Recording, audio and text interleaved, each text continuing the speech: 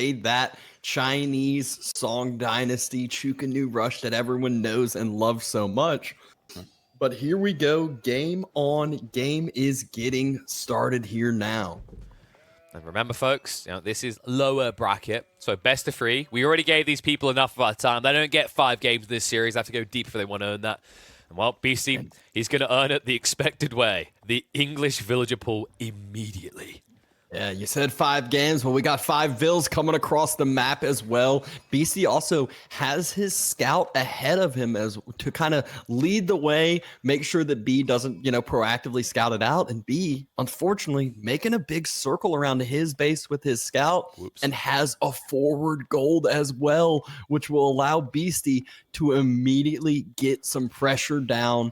Lovely, lovely map spawn if you're Beasty for this English Vill Rush. It's interesting because I think the meta on scouting used to be you sent your scout out to the center first and then round, right? But it feels like you're seeing from both players, they're doing the alternative. And it is going to cost B dearly. With a forward gold spawn like that, it's just going to be yoinked away. Yep, 5 vills come into range. First fire comes off. B, very quick with reaction. I think he kind of expected that as well with the scout passing by, taking some shots. We knew that, BC coming in with these 5 villagers, and looks like the outpost is going to go for those berries. Now, he has done that thing we've talked about, by the way. Those are dead sheep. They are stuck there, and now they are inaccessible. He did drop an additional 3 off at home, so he will have 3 sheep. That's the typical original start. Oh, make it 4. So hasn't completely left himself off of the food, but he didn't drop him off. Oh, no. Oh, okay, he did. No, but there's a bad thing that happens here. Remember that Beasty went for 2 scouts, so he's likely to take away 60-70% of the total sheep. So, this does hurt more than is apparent at first. And not only did he go for the Vill Rush, he compounded that with the men-at-arms to follow as well. Wait, what's Villager gets taken down. Wait. I better leave quick there. He was just like, I'm supervising guys, but no one's turning up for work today. Yep, and at this point, Outpost has gone up. Berries and sheep around them have been denied. An additional mill has been dropped, which is 50 more resources because B needs that supervision from his IO, and BC starting to take on the gold for himself as well. Looking like an incredible start here by Beastyqt. And this men-at-arms play used to be ill-advised up against the Chinese because you can't even remotely dive the TC, right? Like, if you accidentally skirt it, 25 damage, boom, practically all of it going through. But players have noticed recently the gold spawns seem to be a little bit looser, especially on a lot of these custom maps. So you can see he can actually just camp on the edge of the gold vein and not be attacked at all by that town center. Yep. Imperial Academy being built by 6 vills, getting down quick here from B. He wants to be able to react to these vills before BC is able to finish up his feudal age, but he'll need military or something else to dive into that, as there's already men-at-arms, and those villagers for the English, they got those short bows as we saw. It's always a nuisance, right? The reason you pull 5, by the way, is like 2 volleys and it's a dead villager. Like, there's nothing you can do about that because obviously you're not going to have access to things like the undermesh this early on in the game. But meanwhile at home, BC, this is another thing. Like, we haven't really seen any player trying to build the council hall in their opponent's base. And the reason it's just too gambly, you can see how slow that build-up is with 6 villagers. Oh, yeah, absolutely. Horsemen, especially with supervision, we'd see 3 horsemen out before it'd get up to 3/4 if that was the focus, I feel like. And with only that, 5 vills on top of it would not have been enough. BC looking like he is moving out to... Yoink the berries. Yoink the berries. Do it. Is he one of those vills taking the half health? He's just moving over to wood. That's fair. Like, we've seen people actually just take the berries away. Typically when it's up against like Delhi or Bastards, because they obviously want them more. Yeah, and this is actually one of the things I love seeing out of the English. What BC did is he transitions to wood because he doesn't need the gold. He's also closer to this outpost, and the 100 gold he has in the bank, it's going to give him that double broadaxe and picking up another vill trying to heal up that mining camp. They're desperate to keep that mining camp alive, which is kind of weird. Like, taxation, maybe it's not what it used to be, but it can still kind of float you in the meantime. And the immediate villager pool here, every hand on deck. Now, interestingly enough, like, BC could have more damage output if he pulled out one of the villagers and put the scout instead. Yeah. But The key thing here is what you'll see sometimes is try to bring out the Vills to heal up the tower, but he didn't want to exit with all of them. Vills pull out, starting to snipe down as many Vills as possible, but this is where Beasty, he did do a lot of damage, but he loses all of his Vills. a lot of damage? I don't think he done it. It feels like not a lot of damage in this situation. I mean, the key tell that matters there is immediately because BC had one low villager, B sniped it, which meant that he didn't even lose an additional villager when he exited. You saw how low HP one of those Chinese men were. Just a brilliant play there by B to prioritize that. And now with 6 horsemen, he can go punish the other way. If you check into Beasty's base, if he ever feels a need to now go into gold, which blacksmith upgrades long-term you want, it's at the front of his base, and similarly, it's at a range of protection. Yeah. One thing I'm wondering to myself, I see the destroyed worker kills 5 on each side. It seems even, but when you look at the eco at the top, B's up 3. Does that mean BC has been idling his TC during this push? Quite possibly. I mean, his food always feels pretty low there, right? Just to try and keep pace. Especially with that early men-at-arms, might have had to sacrifice a little bit of Vill production or might have just gotten distracted with some of the stuff going on. As those 5 Vills getting taken down on either side, they should remain even. There's no Song Dynasty. There's no quicker Vill production coming in yet. It's the type of thing you can easily see happening because, like, you want to try and min-max these villager short bows, but you always need to stay out of TC range, right? Against other Civs, there's a worry that will garrison fully, but with the Chinese, even if they don't garrison, they're still going to shoot you for half your health immediately. Yep. Spears, longbows starting to attempt to be masked up. It's just horseman for B. He's going to try to utilize that mobility.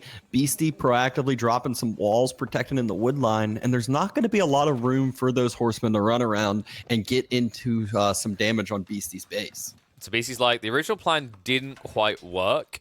Let me remember the last time I saw an English player win a game. Oh yeah, there's that guy that put me down here. He walled himself in and went multi-TC. What if I just do that as well? And not only is B up on the eco, he's got those IOs out. I think that might have been what is showing potentially on the eco graph. So that might have been what I wasn't thinking of. But even still, Beasty investing in a secondary TC and giving the map control away to 3DB. I've seen in a lot of these matchups, I feel like it's the player taking the map control really can, if they can put it down to it, it's great. And 3DB has his second town center going down before Beasties, which against the Chinese English matchup, that doesn't happen a lot of times, I feel like. And what I'm worried about is the extension that happens after this. Look at where the next deer in the boar are located. I see a world in which B, he gets the Song Dynasty, be a drop him a Barbican on the boar plus deer. And there's nothing Beastie will be able to do to stop that, because when you go for a second TC play like this, you're just turtling. It's unlikely that he's going to move his Lombos into Chinese territory in the next few minutes. Yeah, not only that, the army that English has so immobile. So if he steps up just a little too far, or he moves that army forward, tries to mass up units to keep flowing units into there, B most likely going to pick off reinforcing units and then collapse to the army that is left stranded in the midst of nowhere. And I feel like Chinese's biggest hard point in this matchup is when they struggle for food. But you just hit the nail on the head. He's got those deer. He's got the boar right near. And if I know B, he is one that he is a boar enjoyer. So would definitely expect him to take that boar quite soon. Yeah, it's like the annoying difference here is like, sure, they both got close deer spawns. Obviously, BCs are a little bit closer, but they're forward of his TC. So it's not the freest eco to access. So he'll probably just feel more reluctant to come out, instead just focusing on defense, which usually English players are confident about, right? Because it means you get to late game. If you just hold on and you get to the late game, you reach Imperial, English are usually unassailable. Yeah, we've already seen it in this tournament a few times, and might we see it again? The problem is getting Imperial. English kind of has that weakness in Castle, not as much weakness as they used to, and Barbican being dropped exactly where expected. Wolf coming to be an annoyance on those villagers, but just going to get sniped on out. Horseman can't find any damage. And kind of just continuing this eco boom up on either side after that crazy start that we had. An annoying annoyance. That sounds like, it's like a wolf that's got a tangerine, and every time it moves, it kind of like makes noises. You've taken it to the next level there, and I appreciate it. But that's what we're here for. The interesting part is, like, he walked away. I wouldn't have minded him, like, dropping a mill and gathering the deer, but I guess the logic here is going back, he'll have an IO supervising the food gathering elsewhere.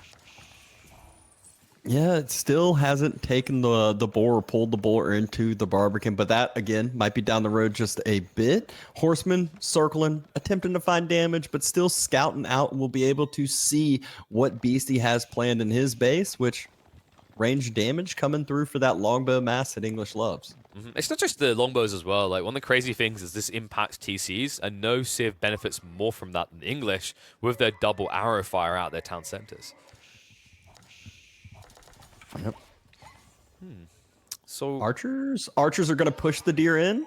Yep. Yeah, Archer's going to push the deer in. Okay. I like it.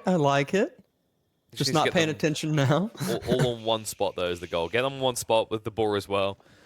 And the cool thing is, like, with the way that he's yoinking all the deer, right, he's absorbing them so quick in the second TC. By the time he's completed doing that, he's probably ready to shift across. B was attempting to deny that vision over from Beasty, wasn't able to do so. And now that Song Dynasty has been activated for B, even though they're on the same TCs, that's when Chinese is really going to start bridging this gap, or extending this gap, I guess I should say, and allow his eco to just boom up a little bit faster than Beasty. Beasty should have the extra food eco down the line, but will it be enough? Yeah, like you say, bridging this gap, but really what's happening that bridge when you're in the Chinese-English matchup with the same amount of TCs is the Chinese man walks across the bridge and then blows up the bridge behind him, right? And you're stranded on the other side. It's so infuriating because now with like this slow comp that BC has, he feels like he needs to go and do something.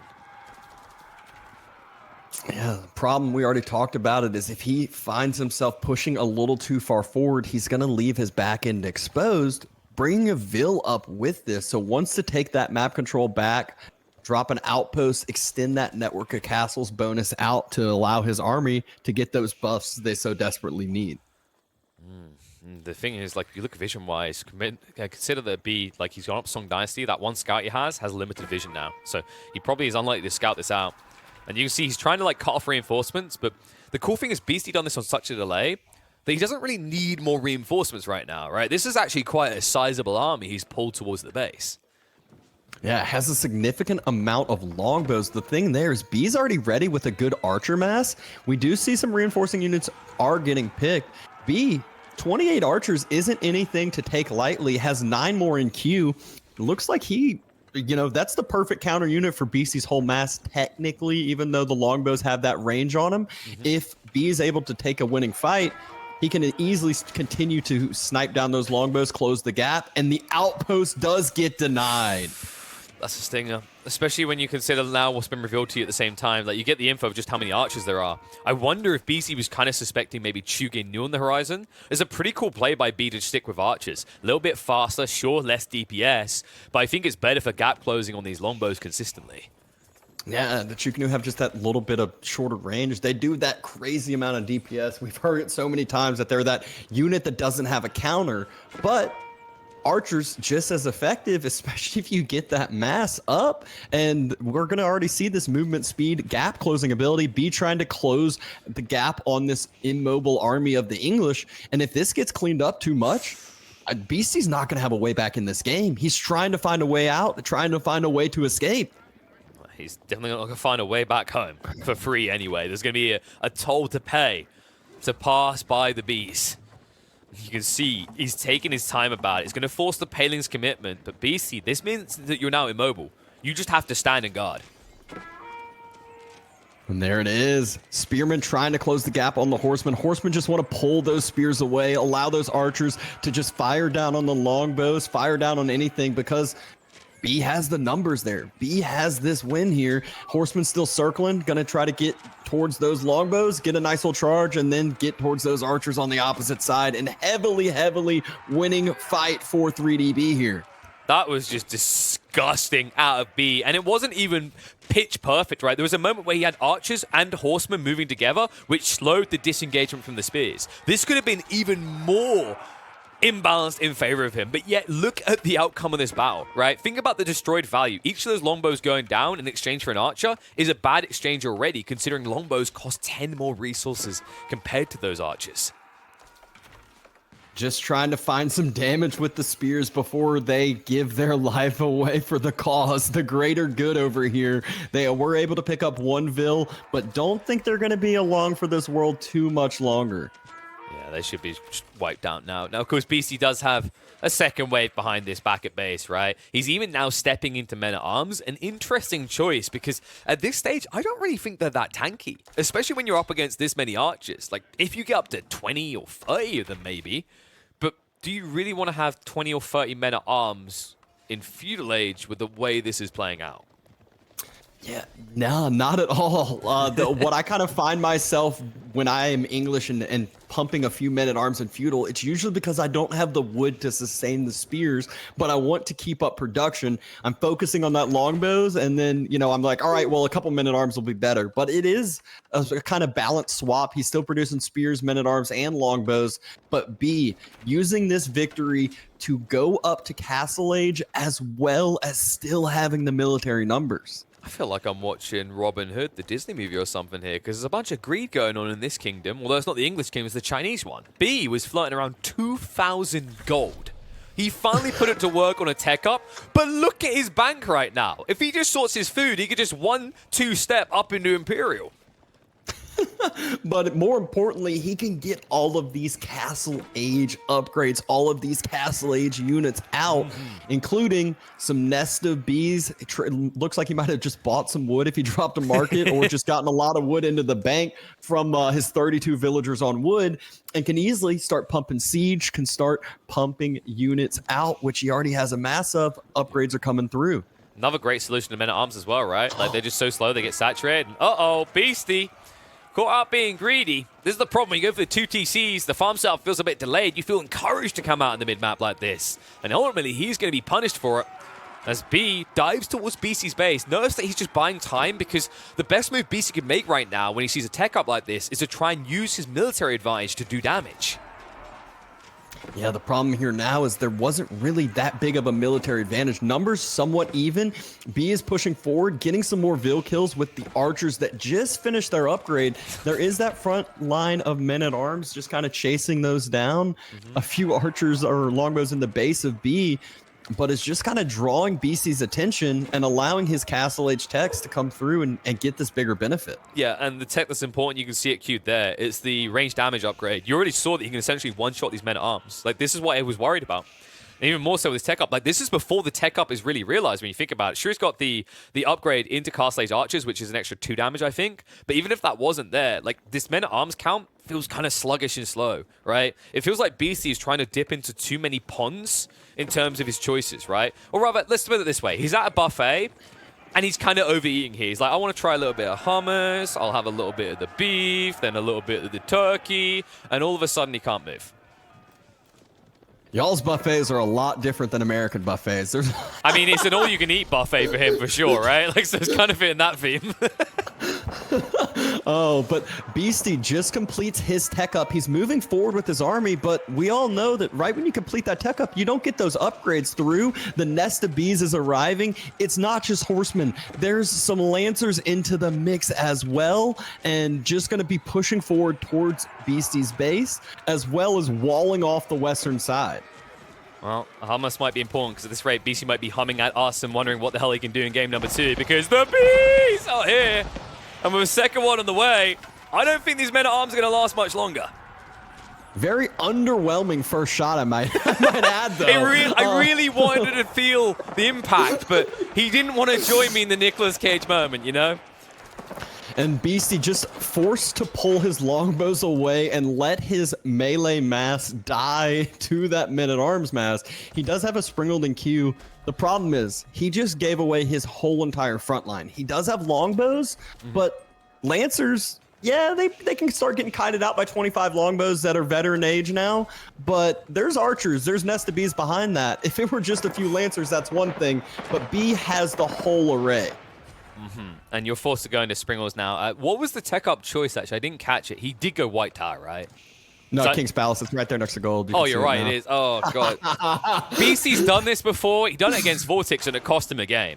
And the problem he now has is he has actually brilliantly found a way to get into Siege Workshops, But, like, he spent a lot of resources to do so, right? If he had a white tower instead, that's double Siege Workshop production to get the counter out. Yeah, and notice the English double wood lines on this western side. That's what B just walled out. It looks like he's going for an outpost on that wood line behind it, too. So his plan here going to be to deny Beasty's wood line, but deny that main source, that main heart of the English.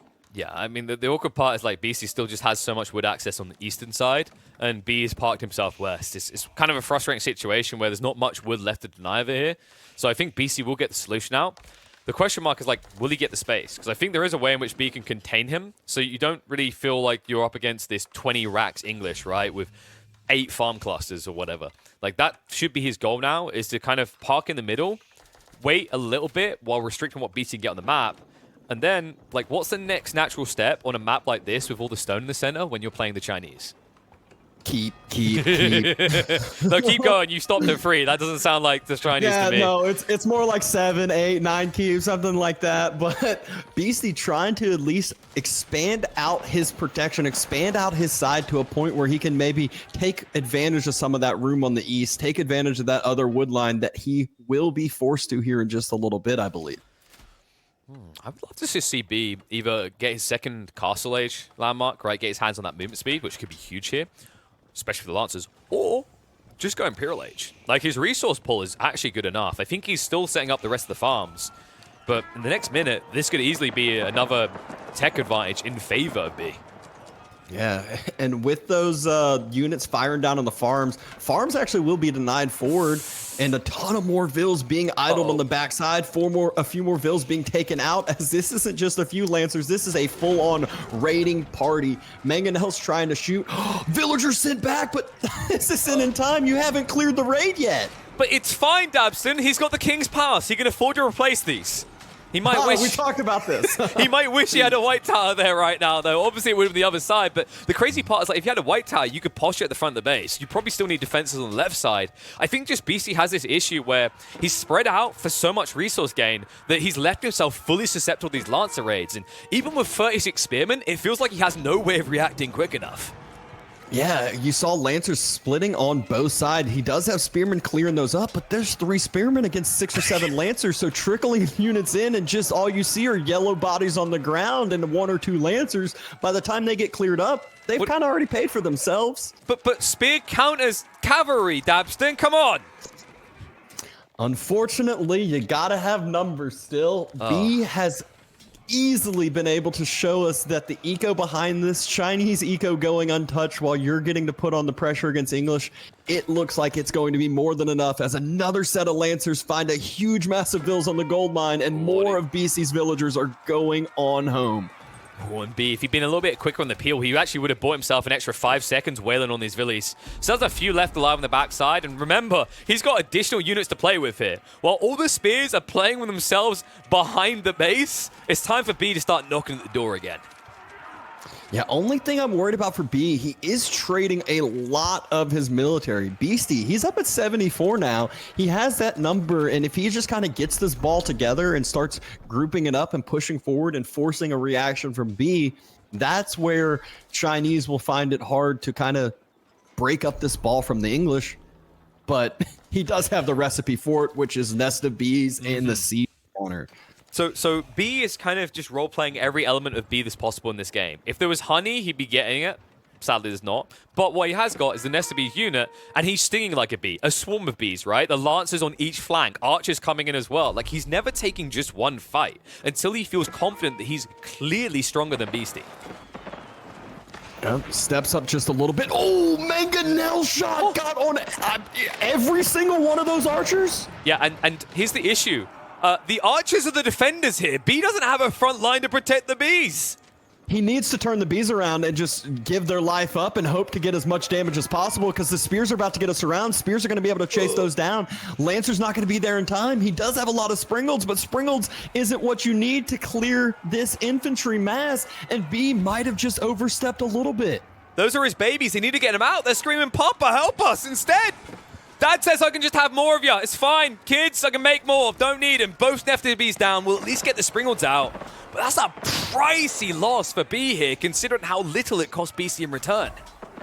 Yeah, and what did B do? He just dropped another keep to act as a defense, has his siege mass, so we'll at least be able to counter out siege that Beasty has, but we'll need to be able to mass up a few more of those nested bees. Has 4 in queue, so easily able to do so with his economy. I think B just wants to go for Imperial Age. Like, he's just trying to stalemate this, because one issue BC has is, like, he doesn't really have something to get through castles right now, right? This isn't your English that have, like, 4 trebs at this stage. He's got a Mangonel and a few Springles. He wants to take a battle. He doesn't want to commit to a siege. Oh, diving onto boiling oil and the nested bees fire. The frontline mass has now gotten obliterated, and B has the ability to dive on the ranged mass. BC's army has this vulnerability now. Additional keeps go down. Mangonel gets sniped. And this is it. You've got longbows? Well, I've got, like, bigger longbows. They're called Springalds. Watch this. And the bees afterwards as well. He's like, check these nested bees. I'm just going to run up to these acting like they're melee units. BC trying to wall off the gold on his side of the base. Fast What is this? drop. This is cursed. That is absolutely cursed. Shortbow's pulling out, gonna try to take down as many vills as he possibly can, but B, he doesn't care about his vills anymore. You see, he's up at 147 population. He could care less here. Just wants this keep up, cause more annoyance. I see it. If you look at that keep drop, what BC was doing is he was spelling FU out with the Palisades, right? So you got the big U and then the little F inside that he wasn't able to complete. Oh, it must, yeah, the keep messed it all up, messed up the plan, but B is just surrounding the whole base of the English with keeps. BC is the one who went up to Imperial. We said that B was the one who wanted to hit Imperial. Really, all he wants to do is just cause this annoyance. He's just gonna go have some friendly mining. Bruh, they have weapons. They are actually armed, okay? Like, Chinese village in this situation, like 1 gun to 20 of you. English villagers have all got weapons. Oh, speaking of weapons, B is just investing fully in siege weapons and not really in active military. Well, that's because there's all this stone. Like, come on, Dabston, think about it. Like, B, good guy B, he saw the effort Biddlein put into this map. He's like, you put all this stone here. The least I can do is use it. I'll build castles as my front line and then invest my pop cap in siege. It's genius. There you go. Yeah, B knows exactly where Beasty has a massive vills there earlier. Beasty spots out the raid attempting to come in, but Lancers, they smell blood, and they will get some blood on their hands here soon. But you won't notice because they're red Lancers, so they were already bloody looking. We'll go with that. That's the lesson to take away here, folks. You ever want to murder someone, wear all red. No one will know the difference. Yuan Dynasty as well to go with this Imperial Age. B has too many resources to know what to do with over here. I think what he wants to do with them is build more siege. More siege and more keeps. More siege, more keeps. Siege and keeps. Siege and keeps. Like, he's actually got a lot of stone left on the map, so this really could just be the full game plan. Do you think he's just trying to get revenge? He's like, BC, I've played you so many times when your, nickname CG Cutie has come out. Well, B, he's throwing it right back at him with 39 population in siege already, and it's going to keep climbing. Yeah, you got CGQE versus Beej, right? And right now the Beeges are winning out, and they're going for a different type of siege down. He's pumping fire lancers, baby. It's Yuan Dynasty. You got to do it. Getting Siegeworks upgrade in as well. He's just getting all these upgrades in as he has more than enough to afford it. Still has 800 stone per minute. That's a keep per minute here.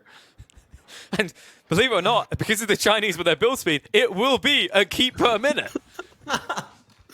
Oh my gosh. Yep, he is all over. Beasty is stuck into his turtle.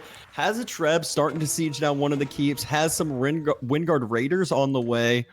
But is just going to struggle to get anywhere. Is going through the walls that B, again, will be able to see all of this because of his outposts, because of his walls, because of everything that he's been doing earlier on in the game when Beasty was all turtled up. Oh, God, Dabston, look at this. Classic Beastie. All this siege he's building. He's got one trebuchet. I'm sorry, I had to do that. And Springles, Oh, and come on Springles now. as well. Oh, and meanwhile on the other side, much less siege-oriented here, we've got 7 Nesta Bs, 5 Springles, a Bombard, and now the pseudo-sieges on the way in the form of the Fire Lancers. Bombard taken out, and oh my, the siege. What are you doing here? You thought you could get a little bit of gold? On the bills. You can't get some gold. Let me just use my oversized longbows again to take out your eco.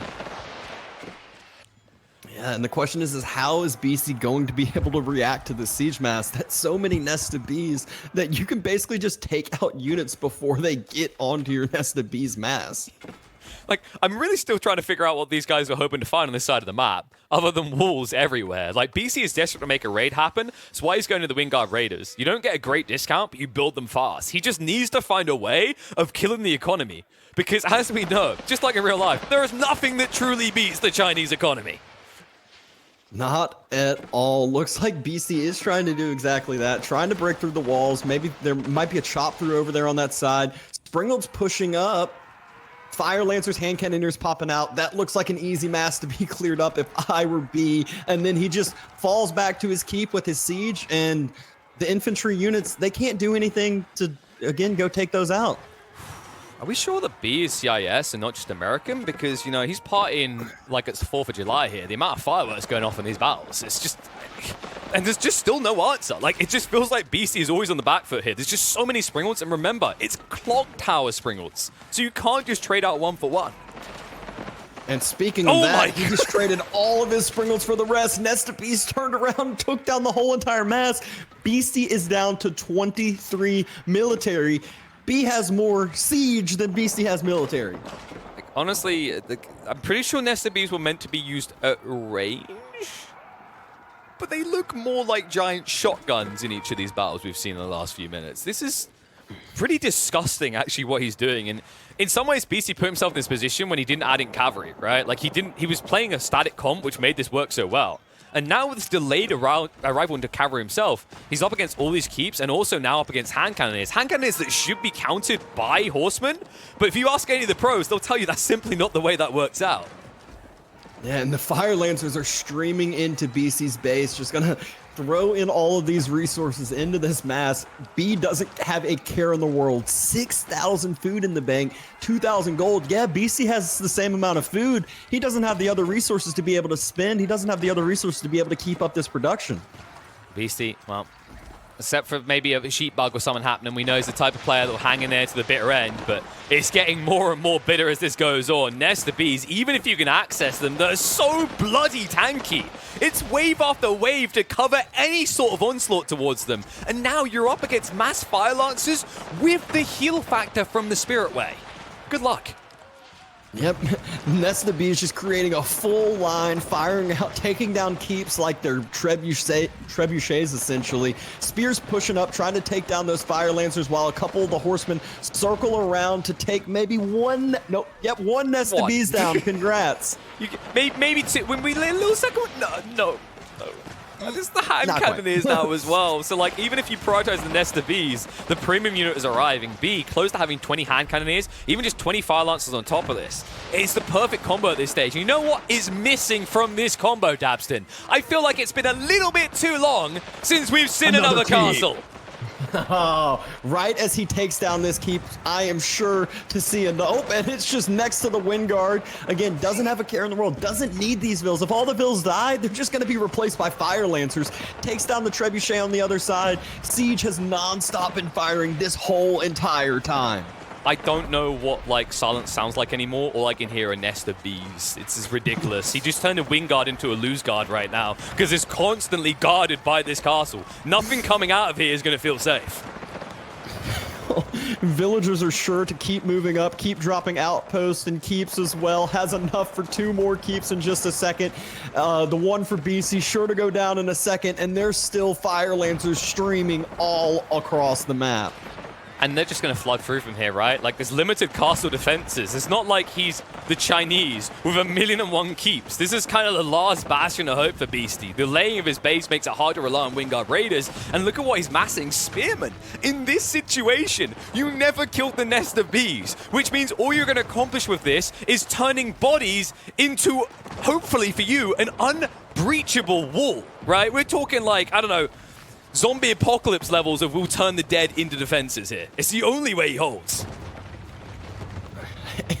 I don't think there's a way he holds here. He's trying to mask the Knights, and the Knights, it sounds like a good option. You're like, oh, they're so strong. They're that, you know, cost effective and all this. There's hand cannoneers already out for B. They just absolutely shred the Knights. B, he had to go an entire round without being able to build castles. And clearly, that has been building up. That frustration, that desire, that denial. In one game, he has unleashed 2 weeks worth of castles onto Beasty. Yep, first landmark has gone down. Second one about to drop, and Beasty is not too much longer for this world. Well, stick it out to the bitter end, maybe think about what he does in the next game, and have to think long and hard because, folks, this is an elimination best of 3. What is the plan here? He still got access to siege. To the town center. Oh, no! That's not even going to be denied. B's like, Chinese build speed really is something, ain't it, huh? A message has been sent in this game, and the message is very clear. Beasty, where you at?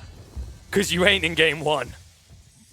And B just, man, we saw the writing on the wall a good bit ago, but the way that he ended it was not the most fun one if I were on the other side. You know, the brilliant part for someone like B in that situation is like that game going longer, your opponent not GGing out, morale boosting, makes you feel better as it goes on. BC talks about the fact that he never lets these type of situations get to him, that he doesn't boil over. But even the most composed of players probably get that late into what's happening, see the absurdity that is the Chinese build speed, that is the nest at bees, and of course the fire lancers, and even the most composed of players has to start feeling a little bit of tilt about what happened there. I am for sure, you know, it might not be a sheep bug glitching out, but that is not a fun 36-minute game to go through there, even though you're the English, that misery there. But hopefully he'll just put that right past him, as you said, have that, you know, short mind and just go on to the next game and not think twice about this one. Yeah, it's the type of beatdown that, you know, like in the end that early on looks competitive, but you reach a phase in the game where you wish it was called Age of Empires instead of Empires because you really want a ref to step in. I mean, that, for the last 10, 15 minutes, was nothing but B just winning, right? Like, Beasty, can he reset from that? I think we've seen the type of player that can. We know he's capable of it. But as I already highlighted, this is an elimination series. And, you know, Beasty, he did get himself a top 3 finish in round 1. But as we talked about already, that's not enough to guarantee